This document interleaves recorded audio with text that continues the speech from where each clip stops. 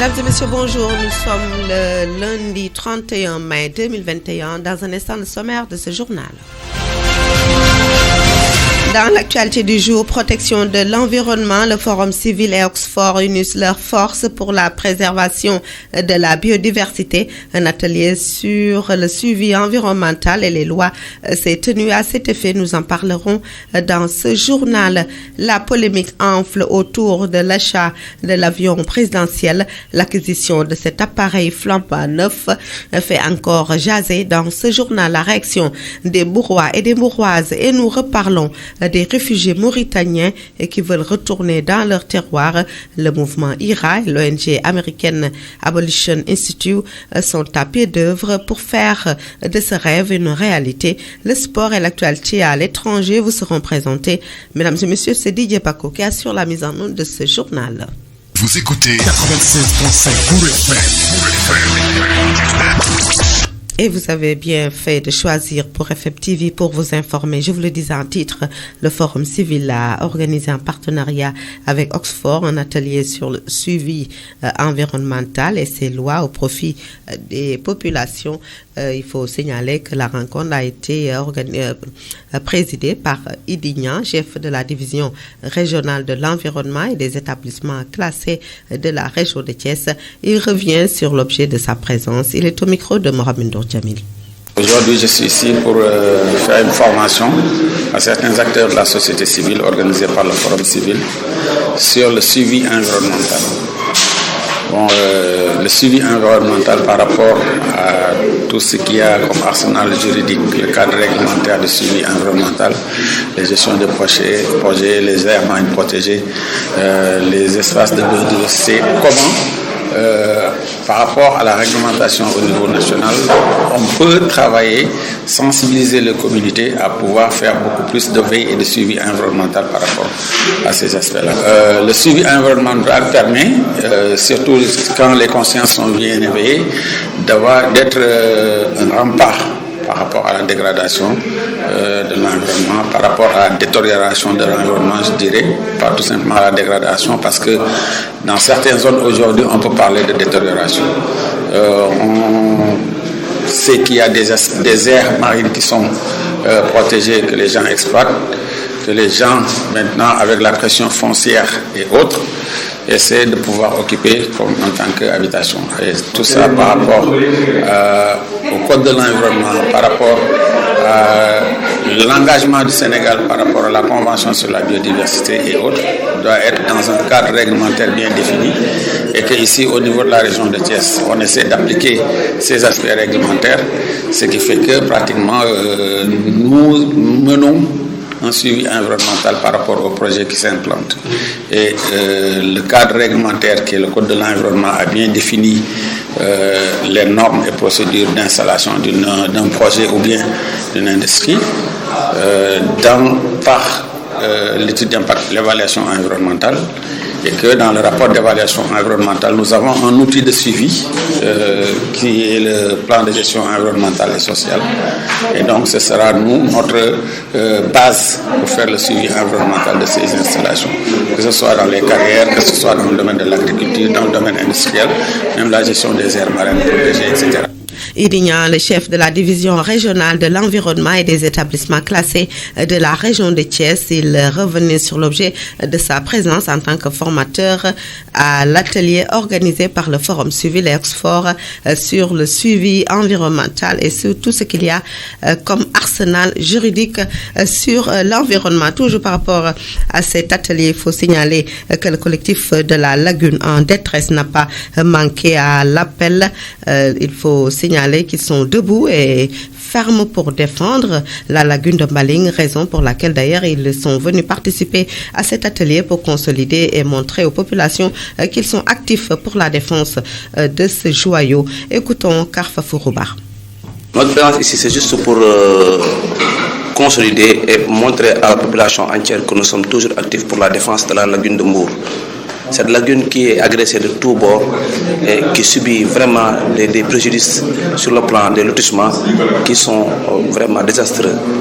C'est pour cette raison que nous sommes là pour assister à ce forum et montrer que nous sommes vraiment présents sur le côté environnemental pour protéger notre environnement et notre biodiversité. Nous sommes un collectif, c'est-à-dire qu'un collectif regroupe plusieurs associations et plusieurs mouvements qui ont pour but de défendre les intérêts moraux et environnementaux de Mbour. Ce qui se passe, c'est qu'en ce moment, le collectif se bat pour la préservation de la lagune de Mbour et la protection de notre littoral. Aujourd'hui, nous avons remarqué que la lagune subit plusieurs attaques sur le plan des lotissements. Nous avons remarqué depuis 2014 que le collectif se bat pour la préservation de cet environnement et pas plus longtemps que nous avons fait un rebasement sur la lagune et en moins de 2 mois, nous avons remarqué qu'il y a des constructions anarchiques sur le lac. Et ce qui se passe réellement, c'est que jusqu'à présent, nous ne pouvons pas identifier ceux qui ont fait ce lotissement-là. Les autorités administratives et locales et les élus ne savent même pas qui a mis là-bas des bornes et qui a procéder à ce lotissement-là, ce qui est dangereux. Le maire de la commune de Mbour dit qu'il ne connaît même pas ceux qui ont fait ça et qu'il n'est même pas au courant. Ce qui représente un réel danger pour la population. Quand dans un pays ou bien dans une ville, les gens se mettent à créer des bornes dans un lac, ça devient dangereux. Et que jusqu'à présent, on n'arrive même pas à savoir qui c'est qui. Donc le lac est vraiment menacé et notre environnement aussi. Et nous remercions le préfet, comme on l'a dit tout à l'heure, le nouveau préfet qui a été élu, qui a été affecté ici à Mbour. Nous avons vu son efficacité sur le plan du travail. Dès l'instant qu'il a reçu notre déclaration, il a automatiquement convoqué l'ensemble des services techniques, la DESCOS, les autres services qui sont à côté. Donc, il a procédé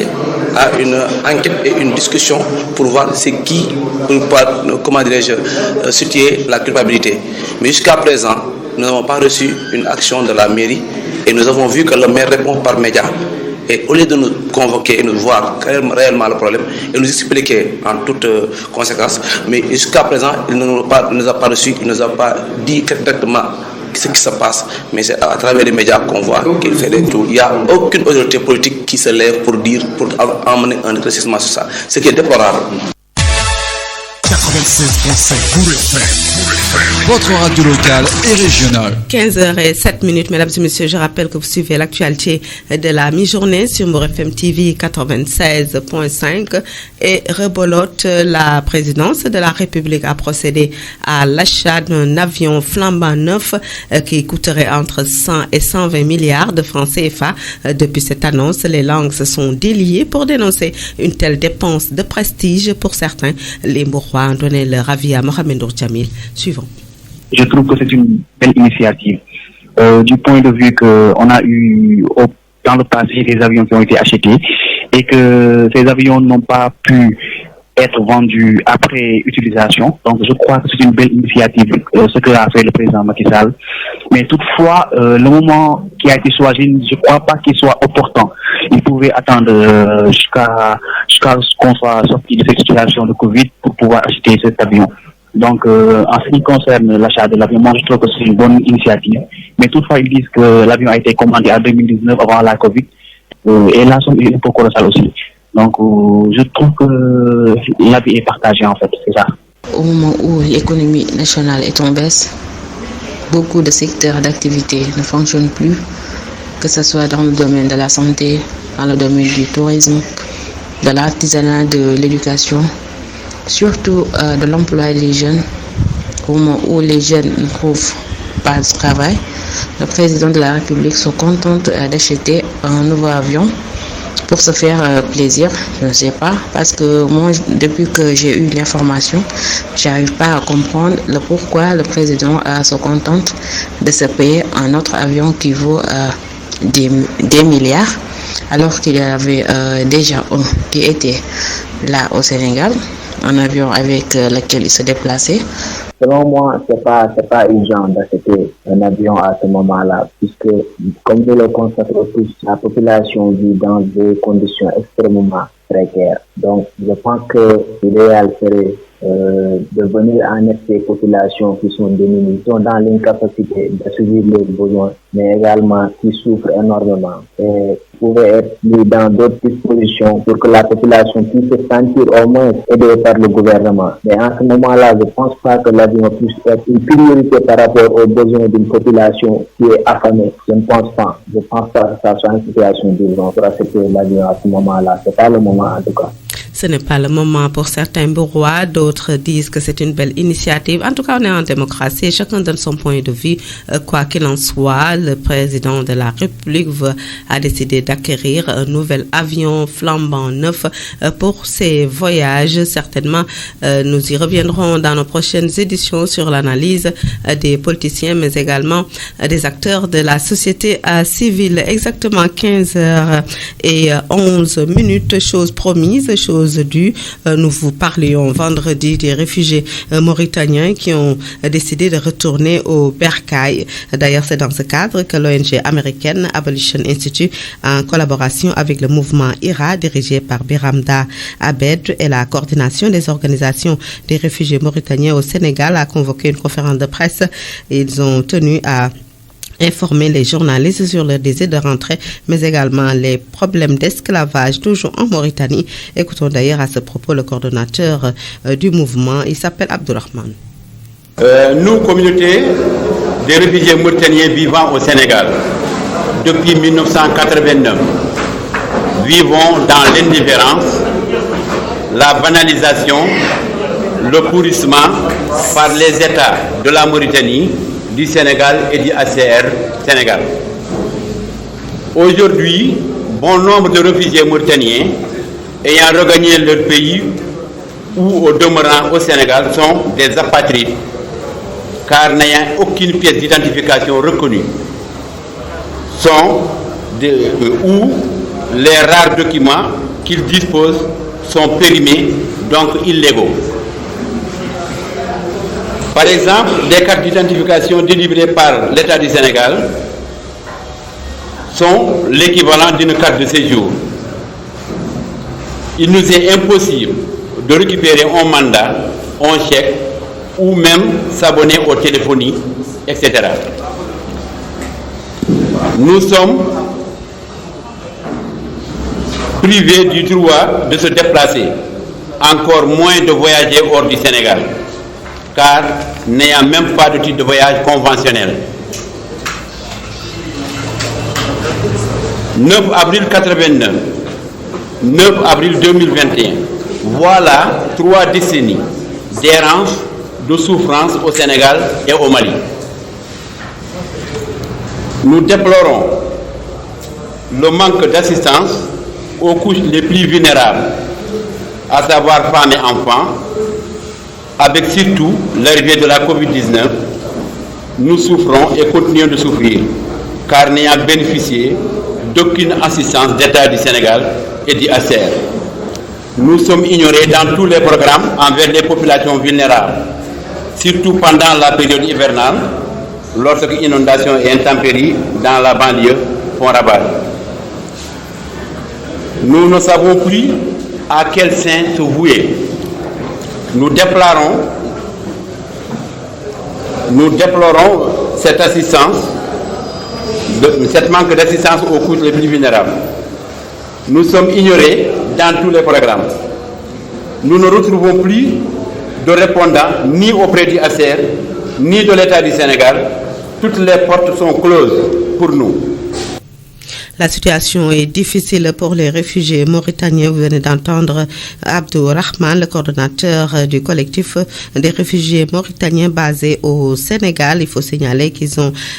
épelé un chapelet, en tout cas traîné plutôt pour moi, un chapelet de difficultés auxquelles ils sont confrontés. C'est pourquoi ils veulent retourner dans leur pays natal. L'ONG Jamra Inconditionnel, soutien des réfugiés mauritaniens, avait pris part, je le rappelle, à ce point de presse qui avait été organisé. Nous écoutons Mamata Regueil, leur défenseur. En 2018,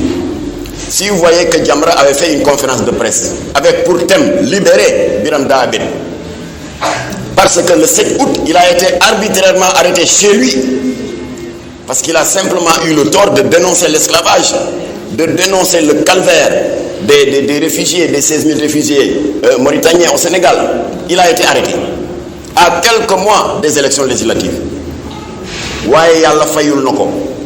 parce que ce sont les populations marocaines et mauritaniennes elles-mêmes qui ont battu campagne pour lui alors qu'il était en prison. Il a été élu député alors qu'il était en prison.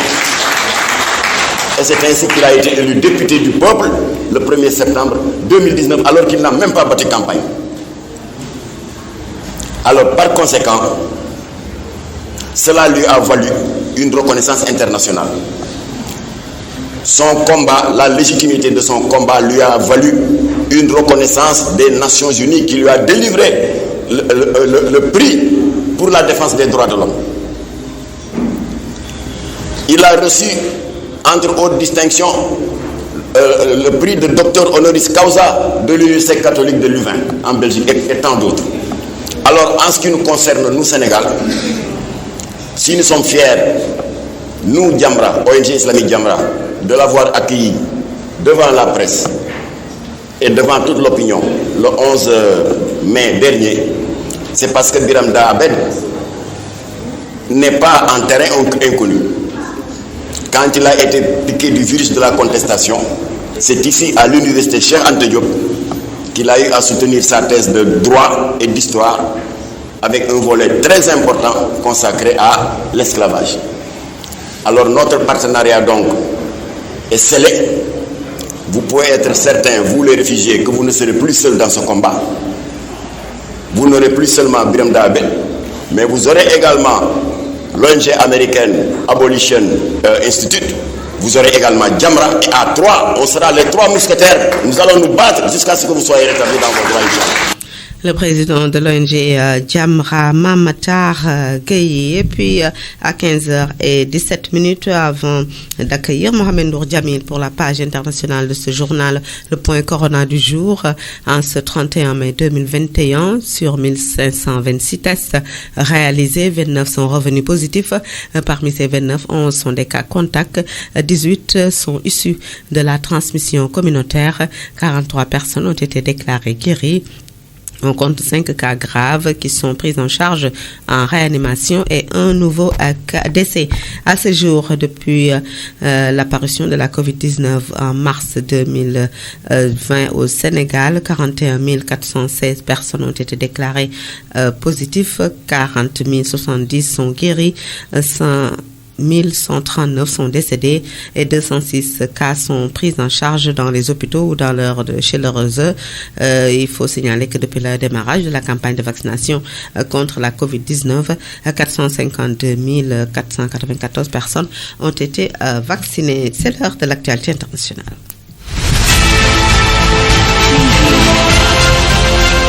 Avec Mohamed Nour Djamil, bonjour. Bonjour Issa Dior. En forme, vous avez passé un bon week-end? Ah oui, oui. Et nous démarrons l'actualité internationale par le Mali qui a été suspendu par la CEDEAO. Les dirigeants d'Afrique de l'Ouest suspendent le Mali de leur organisation régionale, la CEDEAO. Cette décision vient de condamner le nouveau coup d'État militaire la semaine dernière à Bamako. Le colonel Assimi Goïta, président par intérim, est sommé de nommer un premier ministre civil. En revanche, aucune autre sanction n'a été prise. Et puis, nous restons avec le Mali, avec Emmanuel Macron, qui a décidé d'ailleurs ou qui menace de retirer les soldats français. Alors que les chefs d'État ouest-africains se réunissaient dimanche 30 mai au Ghana pour examiner les récents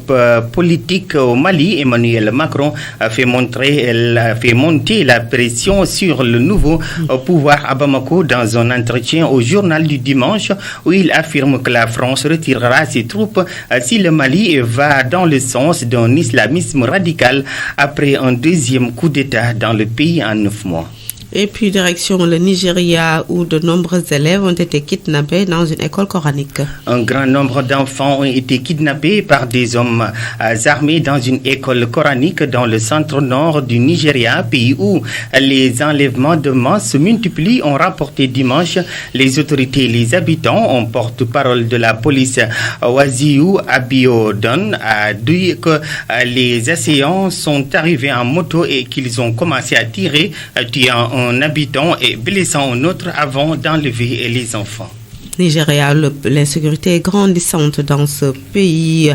de Goodluck Jonathan. Et puis nous parlons à présent du Tchad qui accuse l'armée centrafricaine d'avoir tué ses soldats. Le Tchad a accusé l'armée centrafricaine d'avoir tué dimanche 6 de ses soldats, dont 5 enlevés et ensuite exécutés après l'attaque d'un poste frontalier en territoire tchadien. Et le gouvernement de N'Djamena a juré que ce crime de guerre ne restera pas impuni. La Centrafrique accuse régulièrement son voisin du Nord de soutenir des groupes armés rebelles centrafricains à partir de son territoire. C'était tout pour l'actualité internationale. Issa Dior. Mohamed Ndour Djamil, merci. Dans un instant, ce sera le sport. Avec la collaboration de Mam Salawan, la tenue de la Coupe du Monde tous les 2 ans est à l'étude, en tout cas au sein de la Fédération internationale de football sur l'initiative de l'Arabie saoudite. Il pourrait d'ailleurs être une bonne opportunité pour le football africain, selon le président de la CAF, la Fédération sénégalaise, la Confédération africaine de football, Patrice Motsep. Et puis l'équipe nationale de beach soccer encore sur le podium, auréolé samedi d'un 6e titre continental. Il doit viser désormais le dernier carré de la prochaine Coupe du Monde de la discipline, selon son capitaine et gardien Alseni Ndiaye. C'est tout pour l'actualité sportive, mesdames et messieurs. C'est tout également pour ce journal à 15h21 de rappel des titres. Protection de l'environnement, le Forum civil et Oxford unissent leurs forces pour la préservation de la biodiversité. Un atelier sur le suivi environnemental et les lois s'est tenu. À cet effet, vous avez entendu Idignan, le chef du service régional de l'environnement et des établissements classés de Thiès, mais également Karfa Fourouba, environnementaliste mais défenseur de la lagune en détresse de Mbour. Et puis la polémique enfle autour de l'acquisition d'un nouvel avion présidentiel flambant neuf et bien décoré à coups de milliards, entre 100 et 120 milliards de francs CFA. Les Maurois ont donné leur avis sur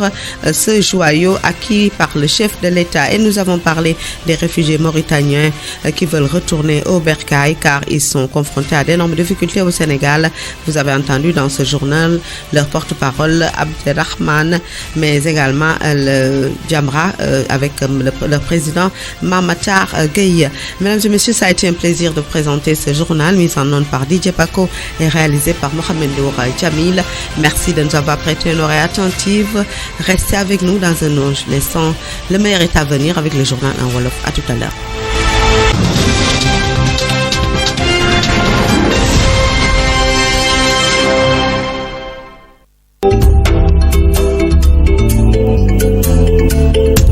fanweeri fan ak benn ci weeru mai atum 2021 mbokk yi asalaamaaleykum. bismillah ci xibaar yi suñu leen nuyoo ba noppi li ci gën a fees bokk na ci aar li nga xam ci moom mooy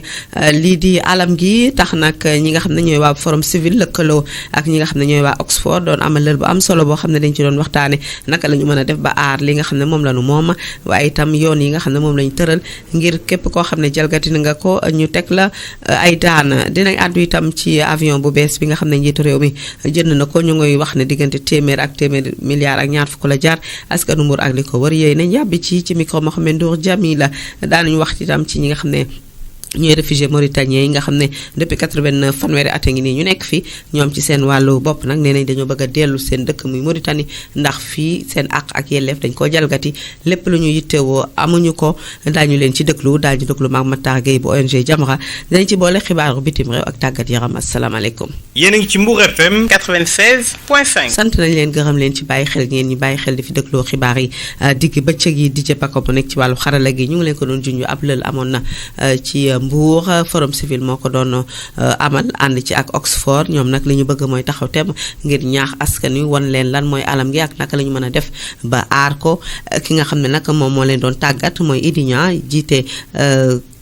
chef division régionale environnement ak établissement classé bu Thiès kàddu yi la yëkkati ci micro Mohamed Ndour Djamil. tey jii li ñu fi dajale moom mooy dañ doon liggéey ci mbirum li ñuy wax saytu ak topp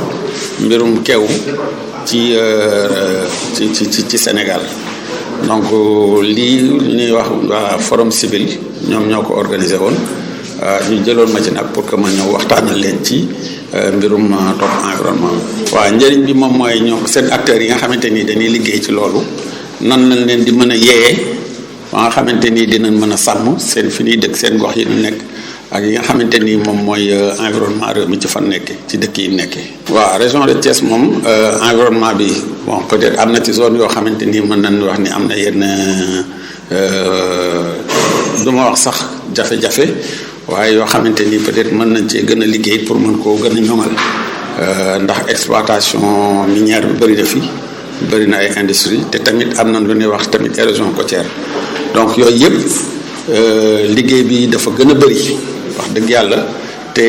xëy na ni nu war a gën a taxawee ci liggéey bi pour que loi ak règlement yi nga xamante ni tëgg nañ ko pour que ñu mën a aar yooyu ñu ngi ciy góorgóorlu bu baax ndax léegi defe naa ni carrières yi exploité ñu ci bëri defe naa ku ci balaa ngaa amati licence sax par carrière dana indi étude d'impact environnemental bi nga def ko indaale li ñuy wax plan de gestion et suivi environnemental loolu moom moo ñuy permettre ñu mën ko saytu mën ko topp ci industrie yi tamit lu mel noonu dañ koy def te érosion côtière bi tamit am na ay projets yoo xamante ni maanaam bëri na ci lool ci mbirum changement climatique yuy permettre que ñu mën a xool nan la ñuy gën a aare gox yooyu ci liggéey ci jamono ci fànn yooyu. waaye damay bëgg a wax rek ni maanaam Sénégal quand même am na ay outils yu mu teg maanaam yoo xamante ni wax nan suuf su ne suñ koy joxe nu mu war a demee am na ay code de l'urbanisme et cetera yooyu yëpp yi nga xamante ni moom mooy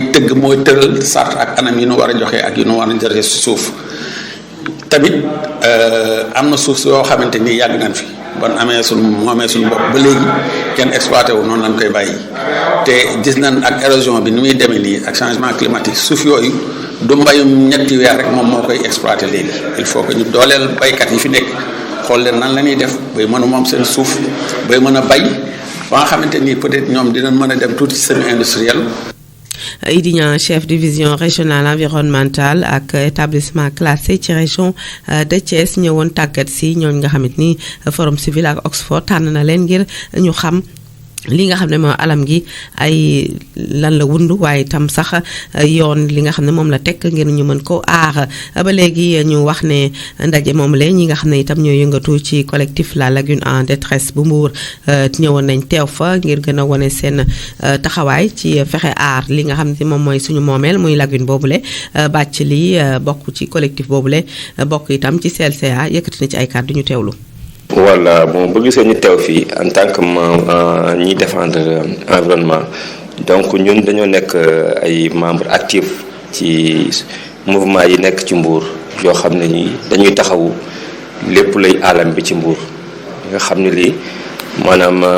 dafa laal muy géej gi muy jéeri ji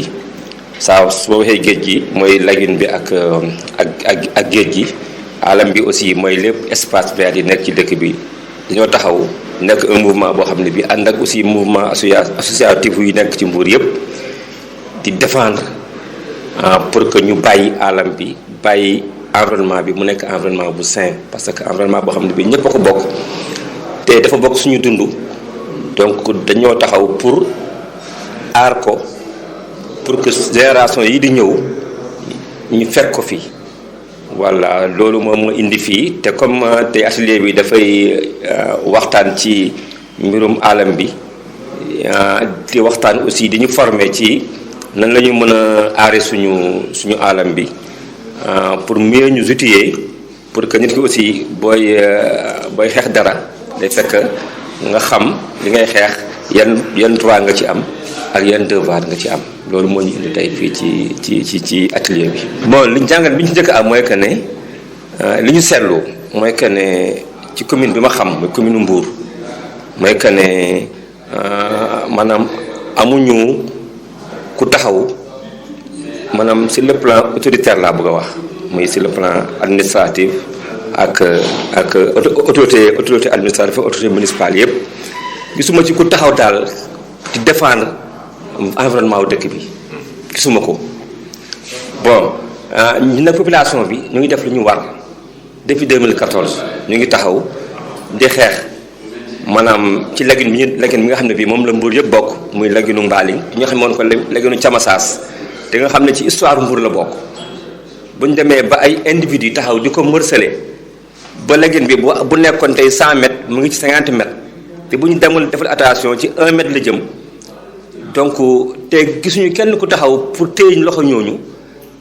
te maire ci déclaration bu mujj mu ngi ne moom yëgu ko xamu ko donc dama xamul nan la ay individu jóg ci dëkk bi di dagg ay di morceler ay lagune ay ati at autorités yi nee na kenn yëgu ko amul kenn ku leen téye seen loxo ne bu leen ko def te ñun depuis 2014 ba léegi amul façon lettre bu ñu bindul autorités yi fi nekk. mu nekkoon Bathily bokk ci kuréel nga xam ne dafa ëmb ñi nga xam ne dañu jóg ngir aar li nga xam ne moom mooy lagune bi ñu jàpp ne moom itam dafa bokk ci kuréel yi nga xam ne dafay xeex ngir aar lii di alam gi fii ci diwaanu Mbour ci kanam tuuti ñëw ak yéen ci li des ci xibaar yi. yéen a ngi ci Mbour FM 96.5. ñu leen ko doon wax ci bopp bi njiitu réew mi Macky Sall jënd na avion bu bees ñu ne nag diggante téeméer jàpp téeméeri milliards ak ñaar fukk la jar bëri na nag ñoo xam ne yëkkati nañ seen i kàddu ñaawlu ko ñenn ñi rafetlu nañu ko daje nañu ak Mohamed Ndour Diame ñu teewlu. achat wu avion bi moom man je trouve que affaire bu baax la lu rafet lu ñuy rafetlu la ndax daanoon fi indi ay avion yoo xam ne suñ ko utilisé ba pare ay Pointe Sangomar suñ ko utilisé ba pare pour jaay ko problème la donc achat wu avion bi ni Boeing bi ni donc nekk na achat bu am solo dina permettre suñu président mu mën a voyager wu dans des conditions normales mais lenn rek lañ ci xaw a ñaawlu mooy moment bi ñu tombel moo xawat normal avec Covid bi nekk bi nii am na yeneen priorité yoo xam ne ñëw fi emploi des jeunes waa ak yeneen malgré que ni ñu ngi ciy def ay effort mais daal mënoon nañu xaar bañ génn ci situation ñu koy doogu jënd mais nag mën nañ leen comprendre ci benn côté ndax nee nañ 2019 lañ ko commandé woon waaw loolu moom mën nañ ci moom l'avis est partagé daal mën nañ daal baax na ci benn côté baaxul ci beneen côté c'est ça. jamono bi fu mu toll réew mi fu mu toll ak économie bi fu mu toll ci mbas mi ñu nekk nii duggoon ci depuis daaw génnaguñ ci sax liggéey bi ko secteur bi yëpp sooxe économie bi nekk en baisse carrément ndaw ñi liggéeyuñu secteur boo dem fekk fa problème nekk problème yoo xam ne dañ koy sooxaale ci ay ati at ba tey fajowul yaakaar naa njiitu réew mi xaalis bi mu jël jëndee ko avion bi waroon na ci faj ay soxla yu bari jamono gi ñu toll nii soxla nañu leneen daal leneen loo xam ne nekkul ay njëndum avion yooyu noonu suñu loxo jotul suñu ginnaaw. loolu woon sax jënd ay avion période bii nii te xam na ne avion c'est des milliards donc milliards yooyu noonu pourquoi pas mu dugal ko ci secteur économique bi pour mu mun ko booster au moins parce que tout le temps da ngay dégg économie bi dafa nekk en faillite dafa nekk en berne donc en plus de la population bi dañ leen di souffrir au niveau de la population surtout ñoom ñoo nekk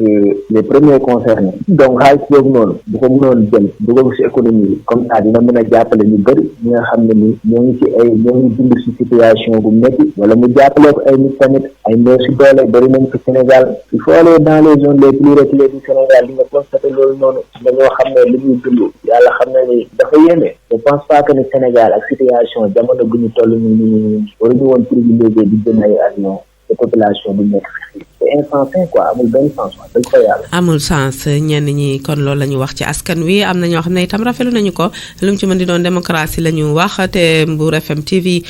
ndey ji Cheikh la njaaxaanaa lay tëddee kon kenn ku ci nekk am nga droit yëkkati sa kàddu jëmale ko ci li nga xam ne moo xew ci réew mi ak na nga ko gisee ñu àddu ci leneen lu nga xam ne dafa soxal réfugiés mauritaniens yi nga xamante ni depuis 89 ak léegi ñoom ñu ngi fii ci Sénégal ñu ci bëri nag nee na ñu ngi jànkoonte ak ay jafe-jafe yu tar moo tax ñu yuuxu di woote wallu waaye itam ñu fàttali ne fële ca Mauritanie ba léegi itam njaam bu mu jaam dogu fa ñi nga xam ne nag ñoom ñooy réfugiés yi dajale woon nañ taskatu xibaar yi ngir yuuxu seen ab mettit ak seen i jafe-jafe Abdourahmane lañ ciy déglu.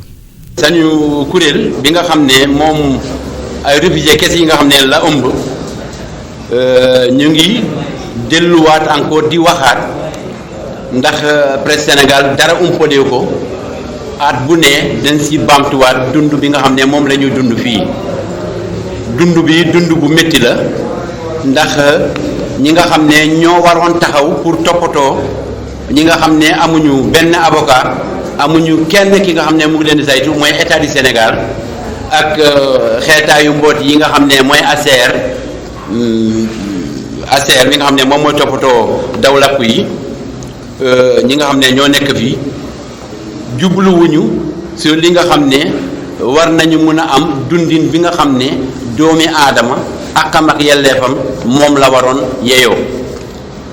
léegi nag fi ñu toll nii mun nañu wax ci ñaari anam noppi boobu ñu noppi bañ ñu toppatoo mu ñuy yóbbu ci beneen ci beneen kanam bi nga xam ne day mel nu réfugiés Mauritanie yi dañuy dund ba dee rek fii Sénégal duñu am benn papier bi ñu leen xàmmee duñu mun a dellu Mauritanie kon dañuy continuer di dund di wéy sans pour autant ñu xam ne kii mooy Samba wala kii mooy Kumba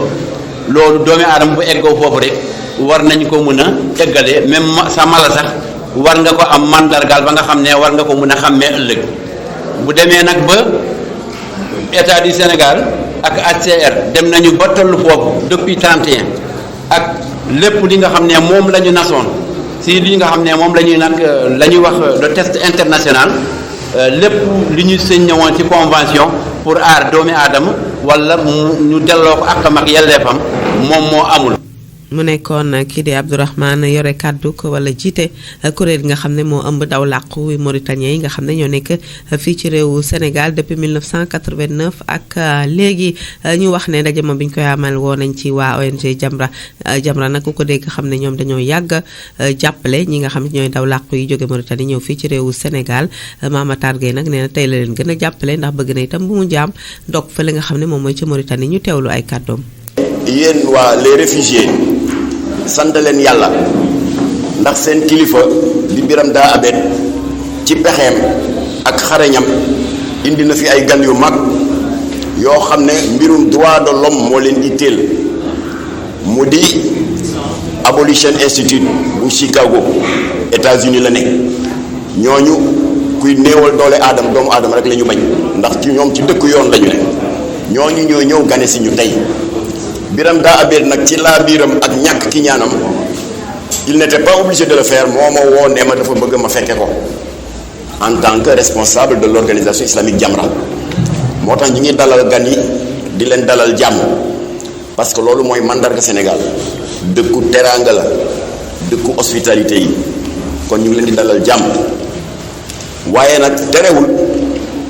gan boo ko amee ki la ko présenté comme que mënul waxal boppam parce que saabu du foot boppam maa ne Birahim danaa wax loo xam ne yow mënoo ko wax sa bopp ndax gan yi xam ne yow doo como ndax gan yi xam ne kii ñu collaborer du naka la xale yi di waxee sax du Samba Boy alors moo tax nag ma wax ni Biram ci boppam dafa judduwaale contestation jàngu ko ci benn école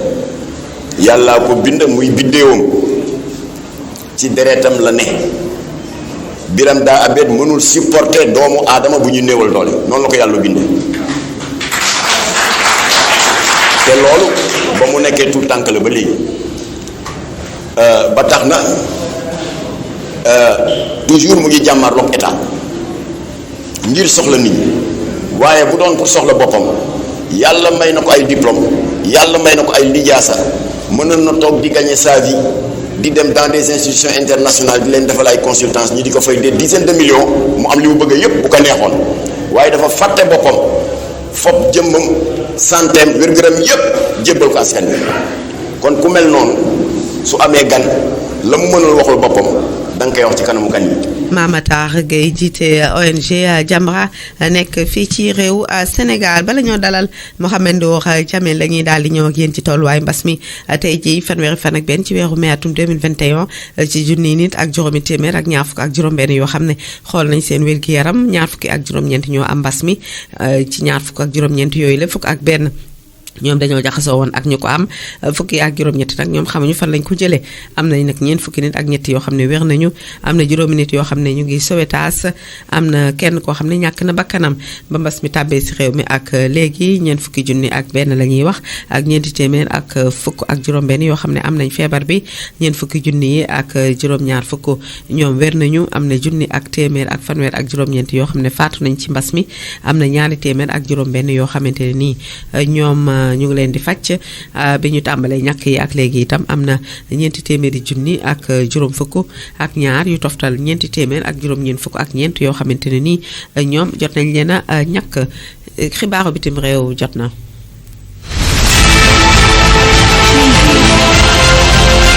moo ñu ci dugal Mohamed Ndour Jamil asalaamaaleykum. waaleykum salaam Issa Dior. dañ koy door ca Mali njaw des na xam bin CEDEAO génn nañ leen ci. njiitu réew CEDEAO yi nag daal di génne loxoy Mali ci seen i doxalin li ko waral nag mooy rek coup d'état bi nga xam ne am na ci benn ci ay bés yi weesu ñuy sàkku nag ci colonel Assimi Goïta mi nga xam ne nag moo jiiteegum réew ma mu daal di tàbb premier ministre boo xam ne ci askan wi lay jóge du doon militaire.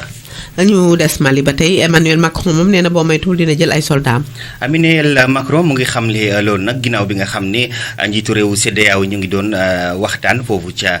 Ghana ngir rek waxtaan ci li nga xam ne mooy tolluwaayu politiku Mali moom nag mu xamle lu nu mel foofu ca fa nga xam ne rek mooy journal du dimanche ci taskatu xibaar yi ne soo sàgganee rek mu daal di génne ñi nga xam ne mooy soldaaru français foofu ca Mali comme su nekkee rek. moom Mali dafay daal di def lu ñuy wax rek islam radical maanaam l'islam boo xam ne rek day dëgër ginnaaw bi nga xam ne coup d'état ba am na foofu. ñu dem ba fi nga xam ne mooy Nigéria foofu moom li leen solal mooy ay nit ñuy ñëw di jàpp seeni doom di leen kidnappé maanaam biñ ci mujjee def ci benn école daara lañ dem. ci daara bi nag ñu ñëw rek daal di fay yóbbu ay xale yu bëri ñu def lu nu mel sax ay samba boy lañ te yore woon ay ngànnaay ñu ngi ko xamle rek ci dibeer gi njiiti réew njiit ya nag ñoom ñoo ko xamle ki nga xam ne itam moo nekk porte-parole police ba di Wasiyu Abiodun moom nag nee na ñi nga xam ne ñooy wéy fipp yi ba ñuy dugg si ca bërëb ba dañoo yéegoon rek ay moto tàmbali di tiire ci kaw nit ña ba faat ca kenn gaañ ca kenn itam dal di yóbbu nag ay xale yu bëri. muy lu metti Nigéria muy dëkk boo xamante ne nii ku fa dem sa bakkan mi ngi ci xottu gerte ndax dëkk ba daanaka am luwaate dafa bëri ay samba boy yu mën a def naka sudul loolu faat nit nag moom du dara ci ñoom ñu dem ba fi nga xam ne mooy Tchad foofa moom seen diggante ak Afrique du Sud ak Centrafrique moo xaw a doy waar ndax Tchad nee nañu ci armée centrafricaine dañoo faat seeni soldats. loolu nag ñoom ci waa Tchad jox nañ baaraamu tuuma ñi nga xam ne ñooy soldaaru dañoo faat lu toll ci juróom-benni soldaar jàppoon ca juróom daal di leen yóbbu faat leen loolu nag moom mu ngi am rek ci Afrique waaye loolu nag ñi nga xam ne ñoo féetee ca Tchad nee na duñ ko bàyyee mu seddee noonu waaye itam ñi nga xam ne ñoo nekk ca Centrafrique nee na joxoon nañ baaraamutuma sax lañ mën a wax ñi nga xam ne ñoo nekk ca Tchad ne dañuy jàppale wéy fupp ya nga xam ne ñoo nekk foofu ca Centrafrique. ñu sant la gërëm la Mohamed Ndour Jamil xibaar yi bitim réew loolu la woon est-ce que si ñoo yéen ci tàggat yaram. dañ koy door ak coupe du monde bi nga xam ne nee nañ dañoo bëgg ñu koy def par ñaari at ndax xam ngeen ne coupe du monde par ñeenti at lañ koy def waaye nag ñii di waa Arabie Saoudite ñoom daal dañoo bëgg nee nañu ñu def ko par ñaari at loolu nag fédération bi nga xam ne moo ëmb ci àddina si football bi mi ngi ci xalaat nee nañ nag loolu su amee dana nekk lu baax lool ndax ñi nga xam ne ñooy waa Afrique dinañ ci gën a gis seen bopp te itam joueurs yi nga xam ne dañoo gaaw màgget amaana bu ñu koy def par ñaari at dinañ am chance bu baax participer ci coupe du monde loolu nag ki ko xamle mooy que jiite CAF muy Patrice Motsepe ñu wax ci lu soxal beach soccer suñu gaynde amati nañ ndam muy juróom-benneeli titre continental bu ñu am ñoom nag fi mu nekk ni nee nañu daal seen bët warul jëm fenn fudul ci coupe du monde ñu war a bokk nag ca ñi nga xamante ni ñoom ñooy jël coupe du monde bi loolu nag ki ko xamle mooy seen capitaine nekk itam seen gardien muy Alseni Ndiaye ñuy gërëm Mame Salawan mi nga xam ne moo ñu jàppale ci wàllu tàggat yaram bi ndax Assane Dione dafa nekk ci yeneen i yitte yu jëm ci wàllu rajo bi mbokk yi ñetti waxtu moo jot ba teg ci ñeent fukki simili ak juróom xibaar yi buur na nañ leen gërëm leen ci àddu bi ndoadu ngeen di teewlu di jéggulu ci ñàkk leen ko mën a fàttali fi jotoon faram-fàccee ndax waxtu wi moo nu xoj gërëm sant leen ki nga xamante moom mooy Mohamed Ndour Jamil ci togg gi gërëm di jëppa ko mi nekkoon ci wàllu xarala gi gërëm Jeylaani Guèye mi nekkoon ci wàllu caméra bi mbokk yi sant nañ leen gërëm leen yéen itam ci àddu bi ndoadu ngeen ñuy teewlu di leen jox rendez-vous ci kàttanu yàlla suba même heure même fréquence fii ci Mbour FM TV asalaamaaleykum